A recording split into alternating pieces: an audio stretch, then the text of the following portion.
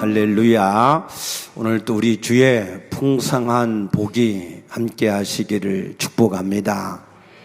오늘은 73년 전에 6.25 전쟁이 시작되었던 역사적인 날입니다. 이 6.25 전쟁으로 인해서 우리나라 국군, 경찰 합해서 또 유엔군은 15만 명이, 우리나라는 62만 명의 사람들이 죽거나 실종되거나 부상을 당했습니다.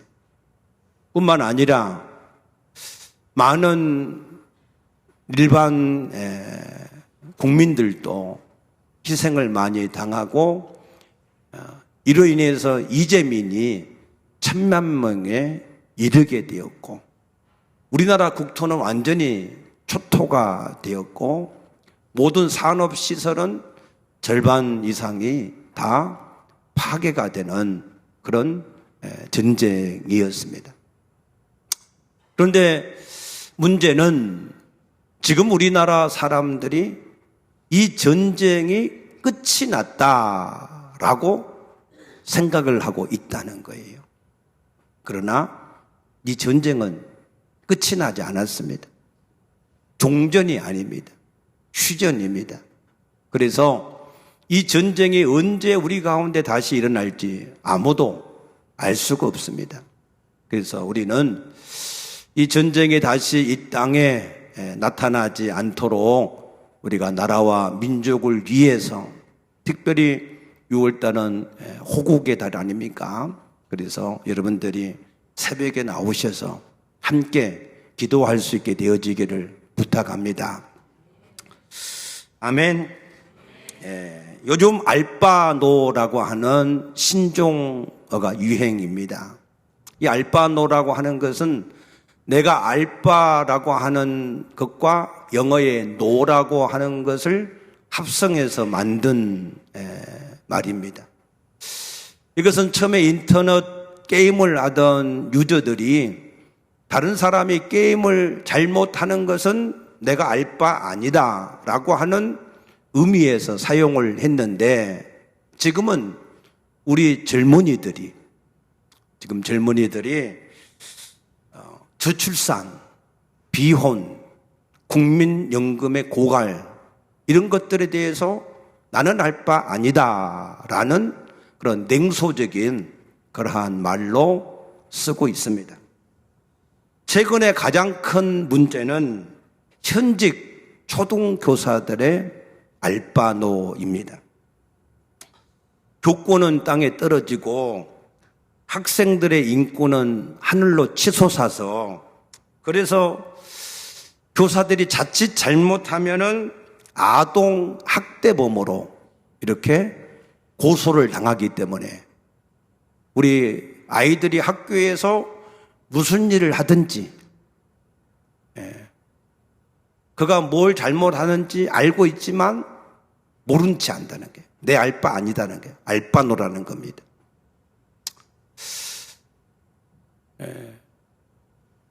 그래서 어느 순간에부턴가 우리 애들이 우상이 됐습니다. 어느 순간부터 우리 애들이 금쪽이 되어지고 소황제가 되었습니다. 그래서 그들을 가정에서도 학교에서도 컨트롤을 하지 못하고 있습니다. 과연 이러한 일들이 그런 자라나는 학생들에게 유익할 것인가? 저는 결코 그렇지 않다고 봅니다. 어떤 학생이 복도에서 뛰면서 놀고 있는 것을 선생님이 위험하다고 말렸습니다. 그 다음날 그 학생 어머니로부터 전화가 왔습니다. 우리 애가 억울하다고 밤새 울었다.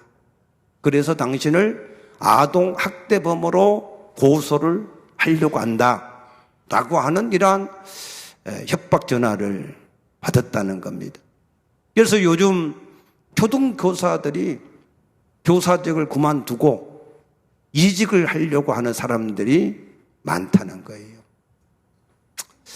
이런 현상을 보면 우리 사회의 시스템이 무너진 것 같은 그런 느낌이 들어서 굉장히 안타까운 마음이 듭니다.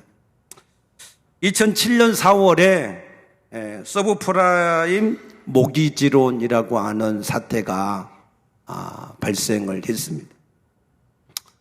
부동산 가격이 버블로 인해서 급등하게 되고 치솟으니까 은행들이 신용이 좋지 않는 사람들에게도 주택담보대출을 막 해주었습니다. 그래서 생긴 사태인데, 이로 인해서 미국뿐만 아니라 서구의 유럽들 또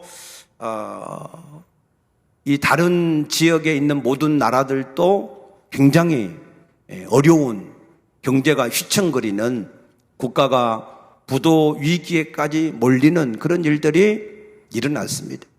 그러나 이스라엘 나라는 전혀 문제가 없이 탄탄했습니다. 주한 이스라엘 대사가 말하기를 이스라엘은 유대교라고 하는 종교를 바탕으로 종교와 학교와 가정이 삼위일체적인 그러한 체제가 되어져 있기 때문에, 그래서 비록 이스라엘은 작은 나라지만 강한 나라다. 그 이스라엘을 둘러 진을 치고 있는 아랍의 나라들이 이스라엘보다 수십 배의 힘을 가지고 있지만, 그래서 이스라엘을 어떻게 해보려고 하지만 할 수가 없다는 거예요. 그만큼 그 체제와 시스템이 확실하다는 겁니다. 그래서 그들은 어떤 일을 만나도 우왕좌왕하지 않고 왔다 갔다 하지 않는 그러한 확실한, 혼잡하지 않는 분명한 나라의 체제를 가지고 있다는 것입니다. 저는 우리의 신앙이 그러해야 된다고 믿습니다. 우리의 신앙이 체제가 분명하고 시스템도 확실해서, 그래서 무슨 일을 만나도 두려워하지 않고 우왕좌왕하지 않고 지속적으로 성장할 수 있는 그러한 신앙의 체제와 시스템을 갖춰야 된다고 믿습니다. 오늘 저는 그 체제, 그 시스템을 사도 바울의 신앙에서 배우기를 원합니다. 오늘 여기 6절 말씀 보면 전제와 같이 내가 벌써 부어지고 나의 떠날 시각이 가까웠도다 그랬어요. 전제는 제사를 드릴 때에 마지막으로 붓는 이 포도주를 말하는 겁니다. 저는 이 말씀을 읽을 때마다 사도 바울은 자기의 가진 모든 것을 다 주와 복음을 위해서 쏟아붓고 한 방울도 남기지 않았다 하는 생각을 할 때 도전이 많이 됩니다. 우리의 모든 삶 속에서도 이 사도 바울과 같은 전제와 같은 부음바 되어지는 삶이 되어지시기를 축복합니다. 여러분의 가진 시간, 물질, 힘, 그것이 사도 바울과 같이 전제와 같이 주와 복음을 위해서 완전히 부어지고 한 방울도 남지 않는 그런 사람, 그런 사람이 되십시다. 이 말은 무슨 얘기냐면 사도 바울이 이제 이 땅에서의 인생을 마치고 주님 앞에 갈 때가 되었다 그 말입니다. 그런데 그 주님 앞에 가야 되는데 그게 소망이라는 거예요. 소망. 마음을 설레게 하는, 뭔가 기대하게 하는 그런 소망이라는 거예요. 그 소망이 무엇이냐? 8절 말씀 보니까 이제 후로는 나를 위하여 의의 면류관이 예비되었다 그랬어요. 할렐루야. 의의 면류관. 주님을 만났는데 그 주님이 나를 보고 잘했다, 수고했다, 고생 많았다 하면서 예비해 놓으신 상을 주시려고 기다리고 계신다라고 하는 그러한 소망이 이 사도 바울에게 있었다는 겁니다. 저는 우리 모든 성도들이 그와 같은 소망이 있으시기를 축복합니다. 우리는 다 이 땅을 조금 있으면, 잠시 후면 떠나갈 겁니다. 주님을 만나야 됩니다. 그때 우리가 그 주님을 만나려고 할 때 그 주님께서 나를 보시고, 야, 수고했다, 잘했다, 고생 많았다, 이제 내가 너를 위해서 예비한 모든 축복을 마음껏 누리라, 이런 그 마음의 소망의 확신이 있어서 빨리 주님 앞에 가고자 하는 그러한 소망, 그런 신앙이 우리 모든 성도들에게 있으시기를 축복합니다. 어떤 사람은 유암으로 돌아가시려고 하는데 안 가려고 막 안 죽으시려고 막 발버둥을 치시는 분을 보면 안타까워요. 여러분은 소망 가운데 주님을 만날 수 있게 되어지길 축복합니다. 그러면 사도 바울은 어떻게 이런 소망을 가지고 주님을 만날 수가 있는 삶을 살았을까? 그는 어떻게 살았을까 하는 거예요. 그 첫 번째 사도 바울이 산 삶의 내용을 보면 7절에 나는 선한 싸움을 싸우고 나의 달려갈 길을 마치고 믿음을 지켰으니, 할렐루야. 나의 달려갈 길이 있었다. 달려갈 길. 자기의 달려갈 길이 확실한 사람이 평안한 사람이에요. 행복한 사람이고 복 있는 사람인 줄로 믿습니다. 많은 사람들이 이 땅에서 내가 어떻게 살아야 되는지, 이렇게 살아야 되는가, 저렇게 살아야 되는가 하고 달려갈 길을 얻지 못해서 헤매는 사람들이 너무나 많습니다. 그러다가 노아 시대의 사람들처럼 시집가고 먹고 마시고 장가가는 육체를 위해서만 사는 그런 사람들로 살아가는 사람들이 부지기 있습니다. 예수님 당시에도 예수님을 따라다니는 목적이 그러한 육체의 소욕을 넣기 위해서 떠나는 사람들이 많았다 그랬어요. 예수님은 또 경고합니다. 예수님이 이 땅에 다시 오실 그때에도 많은 사람들이 노아의 시대의 사람들과 같을 것이다 라고 말씀합니다. 그러나 여러분, 우리 사람은 떡으로만 사는 존재가 아닙니다. 우리 사람의 본질은 영혼이 우리 인간의 본질인 것을 믿으시기 바랍니다. 그래서 베드로전서 1장 9절에 믿음의 결국은 영혼의 구원이다 그랬습니다. 여러분 안에 영혼이 있음을 믿으십니까? 영혼이 잘 떼어지게 하는 것이 하나님의 소원인 걸 믿으십니까? 그 영혼을 위해서 사는 것이 값진 것이다 라고 하신 말씀을 믿으시기 바랍니다. 또 어떤 사람들은 사사기 16장 4절처럼 삼손처럼 살아가요. 삼손은 기생 들릴라, 그 들릴라를 사랑함으로 산 사람이었다 그랬습니다. 삼손이 기생 들릴라를 사랑했다 하는 것은 쾌락을 위해서 살았다 그 말입니다. 사람들은 쾌락을 위해서 살아가기를 좋아합니다. 오늘은 어디 가서 맛있는 것을 먹을까? 오늘은 무슨 일을 해야 기쁠까? 오늘은 무엇을 내가 소유해야 더 좋을까? 이런 쾌락을 위해서 살아가는 사람들이 많이 있습니다. 그러나 쾌락을 위해서 살았던 삼손은 어떻게 됐습니까? 그 두 눈이 뽑혀서 쇠사슬에 묶여서 끌려가서 물레방아를 돌리는 블레셋 원수의 조롱거리가 되는 그런 삶이 되었던 것을 볼 수 있습니다. 또 다른 사람들은 사무엘상 18장 8절의 말씀처럼 사울 왕과 같이 권력을 위해서 쫓아가는 사람들도 많이 있습니다.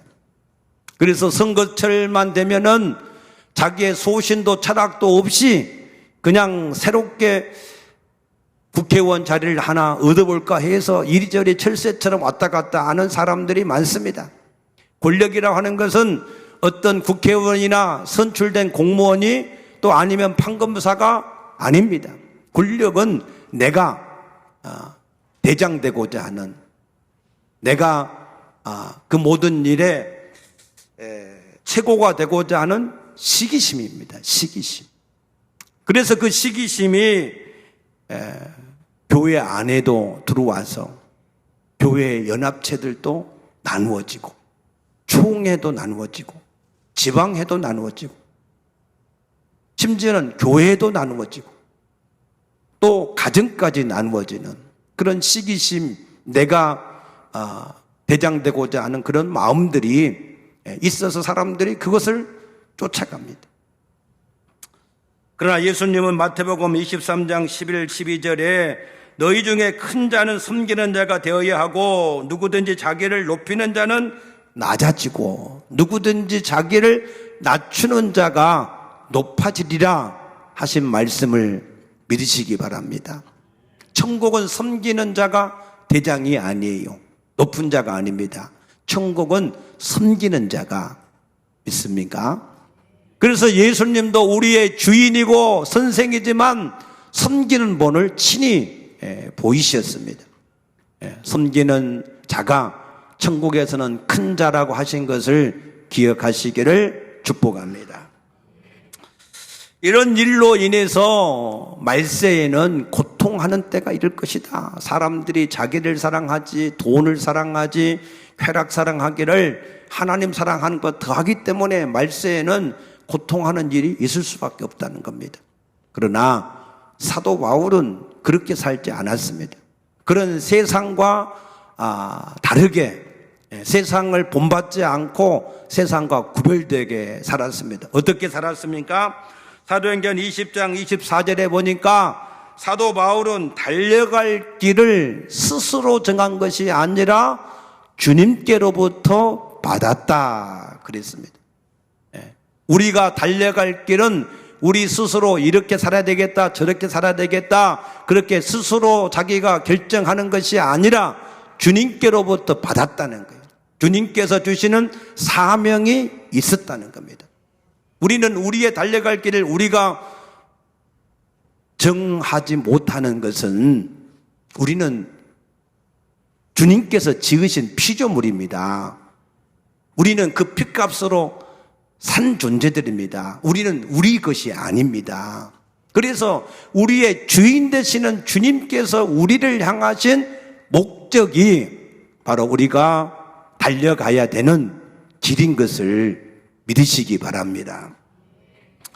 그래서 사도 바울이 이 주님께로부터 달려갈 길을 받기 전에, 주님을 만나기 전에는 어떻게 살았는가 하면은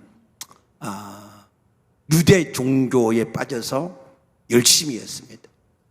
그래서 그는 자기 육체를 자랑할 만하다 하면서 이렇게 자랑합니다. 빌립보서 3장 4절에 나는 8일 만에 할례 받았다. 모태신앙이라는 거예요.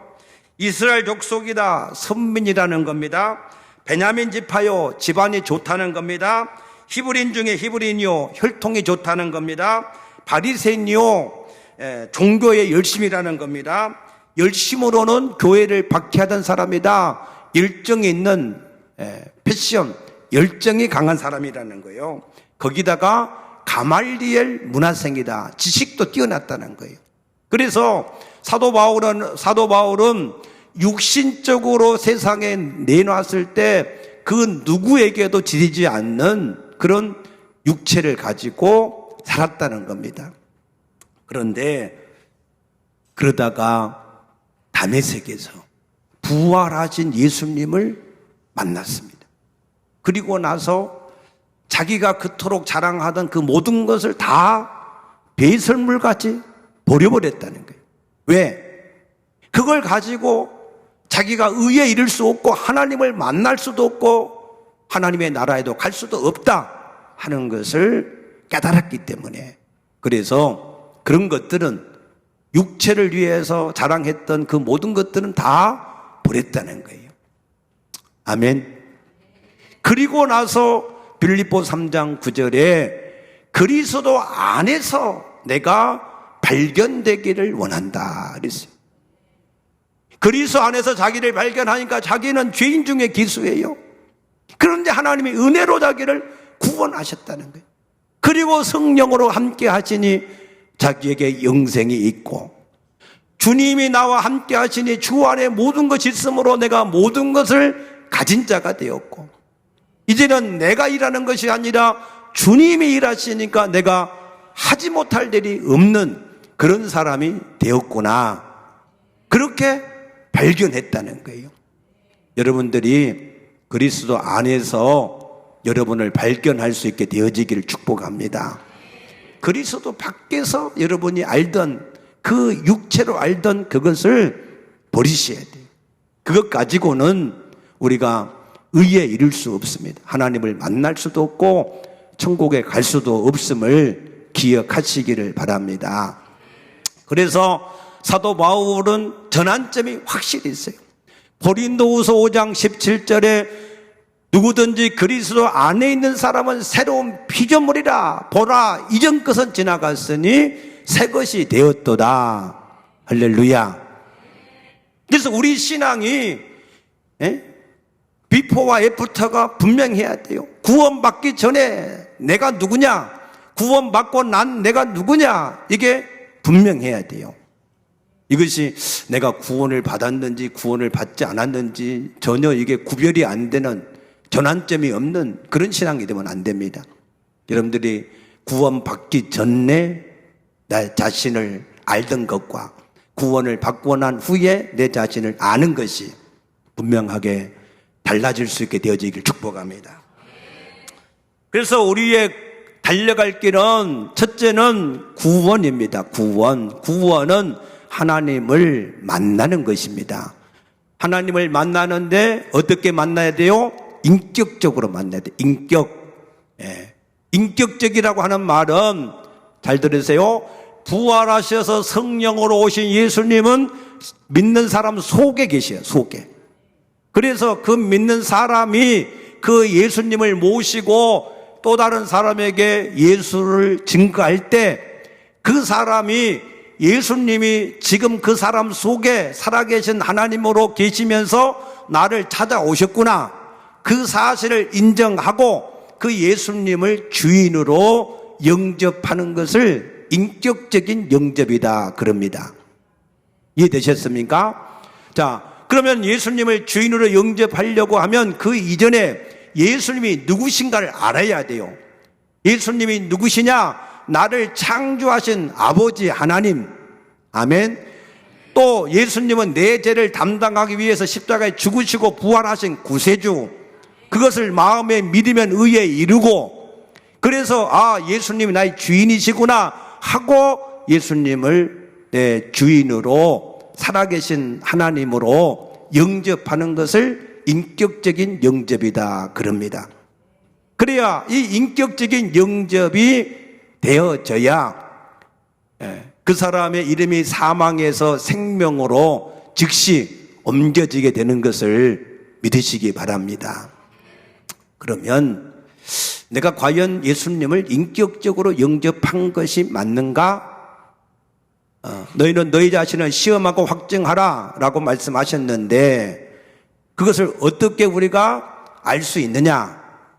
여러분 스스로 진단할 수 있는 이 키워드가 있습니다.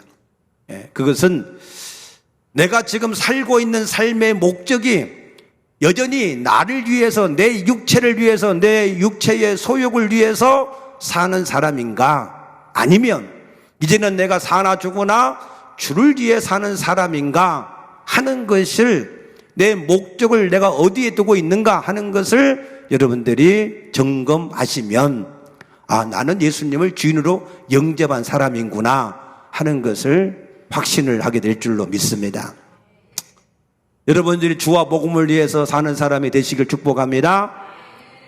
자, 그런 사람은 살아계신 예수님을 인격적으로 만났잖아요. 그러면 당연히 뭐가 이루어져야 돼요? 사귐, 교제, 코이노니아가 이루어져야 되는 거예요.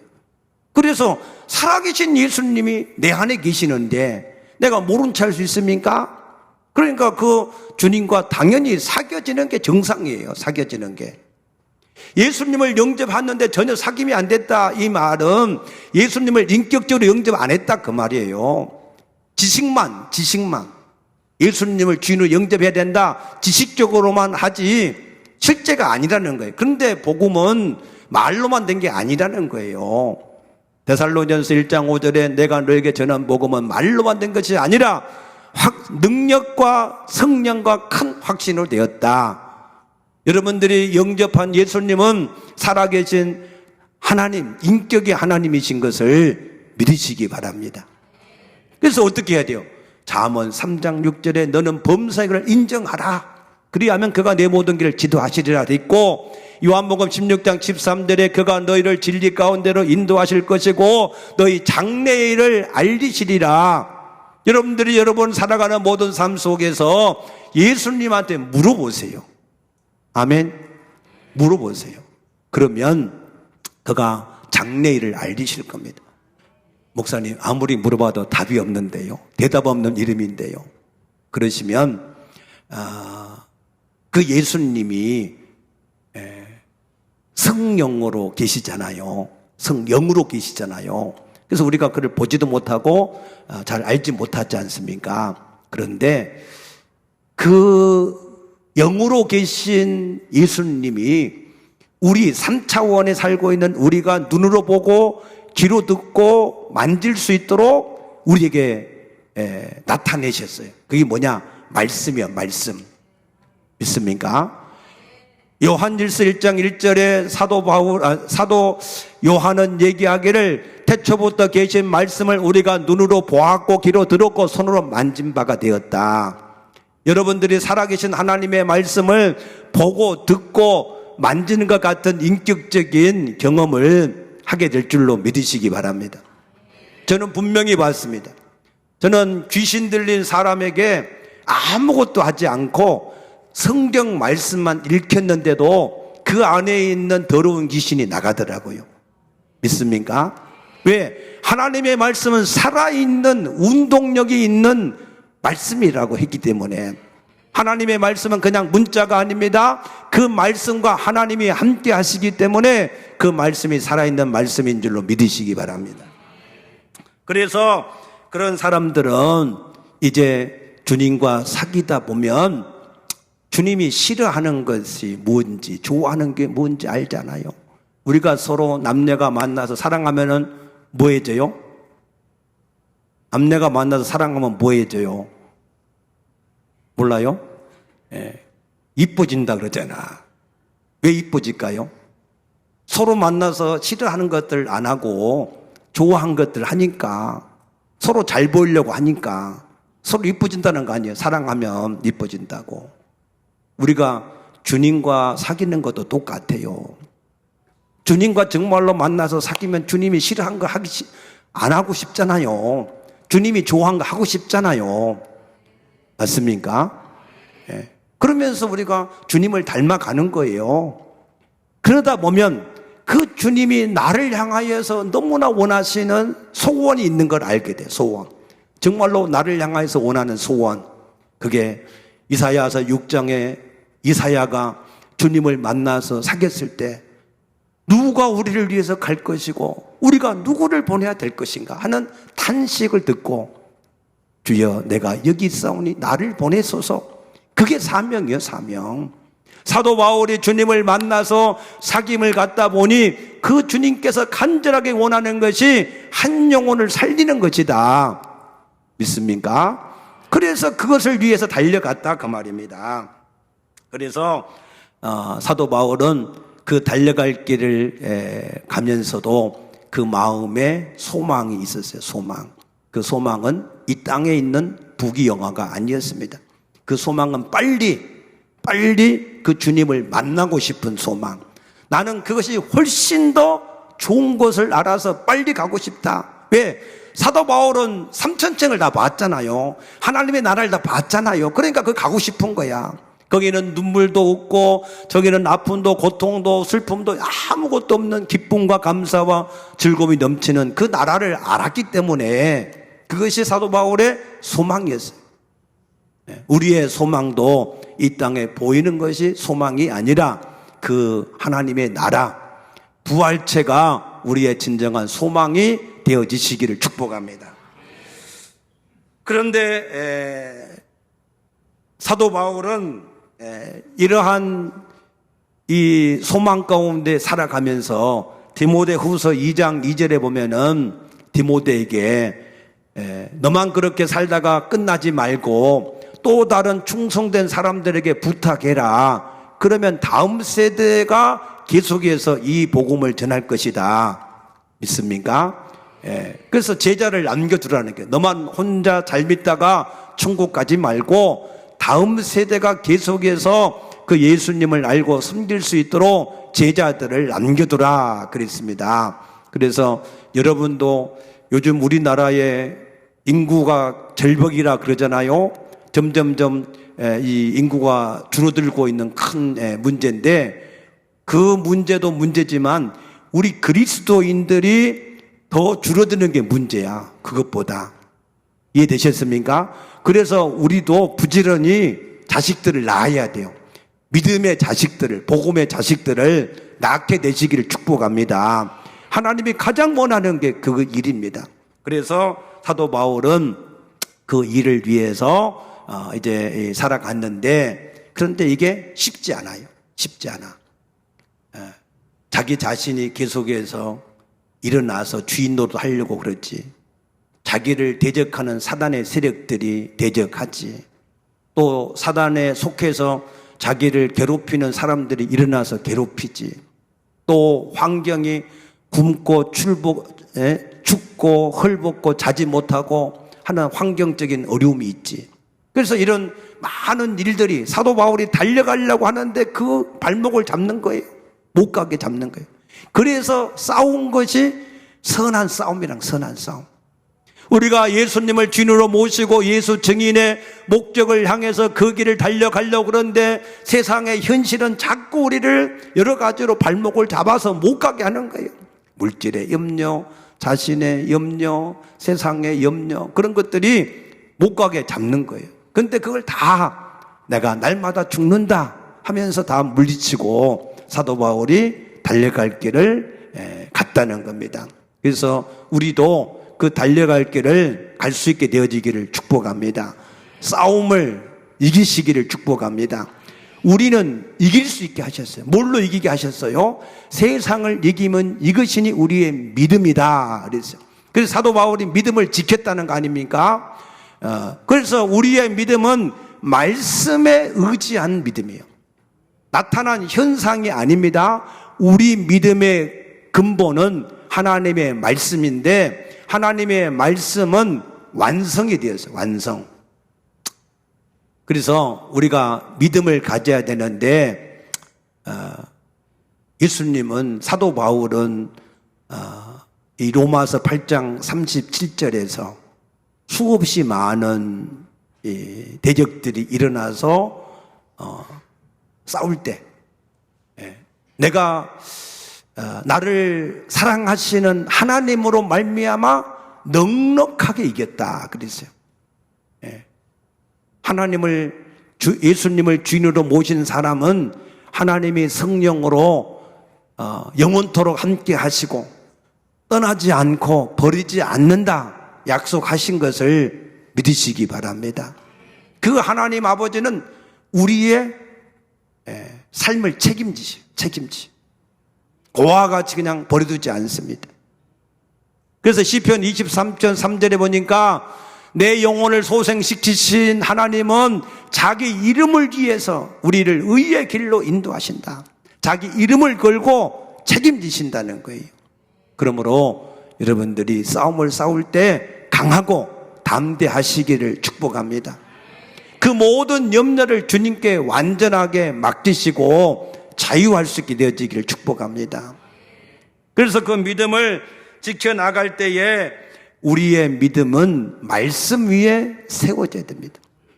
우리는 자꾸 나타난 현실 때문에 우리 마음이 무너져요. 베드로가 예수님 말씀을 믿고 바다 위를 걸어가다가 바다 넘쳐오는 파도를 보고 다시 물속에 빠져들어간 것처럼 우리는 자꾸 현실을 보고 자꾸 넘어져요. 베드로전서 2장 24절에 그리스도께서 채찍을 맞으심으로 너희는 나음을 입었도다. 우리 모든 질병을 담당했다 그랬어요. 그런데 우리는 거기에 대한 믿음이, 예수님은 다 나았다 그랬는데, 그리스도 안에서 나았다 그랬는데, 그런데 내게 질병이 있어요. 그래서 나는 고침을 못 받은 게 아니냐 그렇게 오해할 수 있는데 아니에요. 주님이 치료하고 계신 것을, 그 과정인 것을 믿으시기 바랍니다. 그래서 다니엘서 10장 12절에 보니까 다니엘이 처음 기도할 때 이미 응답이 떨어졌어요. 그러나 현실이 될 때까지는 21일이 걸렸어요. 그러므로 여러분들이 믿음의 말씀에 서서 현실의 어떤 상황이 주어진다 할지라도 거기에 넘어지지 말고 믿음 위에 굳게 세워지시길 축복합니다. 그래서 야고보서 1장 6절에서 8절 말씀 보면은 하나님 앞에서 믿고 구한 것을 가지고 그 마음이 요동하지 않으면, 두 마음을 품지 않으면 하나님께서 이루신다고 약속하신 줄로 믿습니다. 그러나 두 마음을 품으면, 그 마음이 요동하면 아무것도 얻을 수 없다 그랬습니다. 여러분들이 믿음으로 굳게 세워지시기를 축복합니다. 아프리카에서 25년 동안 선교 사역을 했던 선교사 부부가 이제 사역을 마치고 고향 미국으로 귀국을 하는 중이었습니다. 그런데 그 배에 루스벨트 대통령이 아프리카 사냥을 마치고 귀국하던 배였습니다. 그래서 항구에 도착을 하니까, 그러니까 루스벨트 대통령을 환영 나온 인파가 팍 소리를 지르고 군악대가 방파를 울려 이게 터뜨리고, 그래서 너무너무 환영을 해주는데, 그런데 자기 부부는 아무도 알아주지도 않고 환영도 해주지 않더라는 거예요. 그래서 속이 상했어요. 아니 하나님, 저 루스벨트 대통령은 사냥하고 돌아왔는데 저렇게 국민들이 환영해주고 저렇게 이 환영을 해주는데, 그런데 나는 아프리카에서 25년 동안이나 생명을 걸고 죽을 고비를 넘기면서 주의 사역을 했는데 아무도 우리를 환영해주는 사람도 없고 반겨주는 사람도 없습니다. 하나님은 불공평한 하나님이 아니십니까? 속상해서 그런 마음을 품고 있는데, 그때 하나님의 음성이 들렸어요. 뭐라고 들렸을까요? 얘야, 너는 아직 집에 도착하지 않았지 않느냐? 너는 아직 집에 도착하지 않았다. 우리의 집은 주께서 예비하신 하나님의 나라인 줄로 믿습니다. 여러분이 이 땅에서 살아갈 때 사람들이 때를 따라서 여러분들을 환영 안 해주고 안 반겨주고 안 알아주고, 그래도 우리가 주님의 나라에 도착하면 주께서 천군과 천사와 함께 할렐루야 우리를 환영해 주실 줄로 믿습니다. 잘했다, 수고했다, 내가 너를 위해서 예비한 모든 것을 주겠다, 이렇게 우리를 기다리고 계신 줄로 믿으시기 바랍니다. 예수님은 스데반이 순교할 때 그를 영혼을 받으시려고 서서 기다리셨다 그랬어요. 여러분, 하나님이 예비하신 집에 우리가 아직 도착을 안 해서 이 땅에서는 우리가 아직 수고한 것들을 아무도 알아주지 않는 것 같지만, 그러나 그날에는 그날에는 우리가 달려갈 길을 다 가고 주님을 만나면 사도 바울과 같이 우리를 위해서 환영해주고 우리를 위해서 예비하신 하늘의 상이 있음을 믿으시기 바랍니다. 여러분도 그 상을 얻기 위해서 사도 바울과 같이 달려갈 수 있게 되어지기를 축복합니다. 축복합니다. 기도하겠습니다.